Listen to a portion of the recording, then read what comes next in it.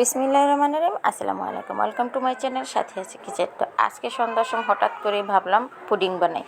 তো পুডিং বানালাম, ততটা প্রস্তুতি ছিল না, সেই কারণে পুরো ভিডিওটা আর হয়নি। তো এখানে 1 লিটার দুধকে আধা লিটার করে নিয়েছি, সাথে 4টি ডিম আর 50 গ্রাম গুঁড়ো দুধ দিয়ে ফেটে নিলাম। দুধটা খুব ঘন করে জাল দেওয়া হয়েছে, ব্লেন্ডারে মিক্স করলাম যাতে তাড়াতাড়ি মিক্স হয়ে যায়। আর যে পাত্রটির মধ্যে পুডিংটা সেট করবো সেটা একটু ক্যারামেল করে নিয়েছি। এখন এই মিশ্রণটা ঢেলে দিলাম আর ফ্রাই প্যানে একটি স্ট্যান্ড বসিয়ে পানি দিয়ে গরম করে সেই ফ্রাই প্যানের পাতিলে এই পুডিংটা বসিয়ে দিলাম। তো বসিয়ে দিলাম আধা ঘন্টার জন্য।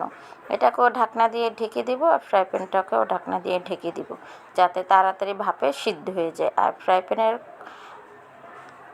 ঢাকনাটাকেও ছিদ্রটা বন্ধ করে দিব যাতে তাড়াতাড়ি ভাপটা ভিতরে জমা থাকে আর পুডিংটা একেবারে স্মুথভাবে পারফেক্ট সিদ্ধ হয়ে যায়।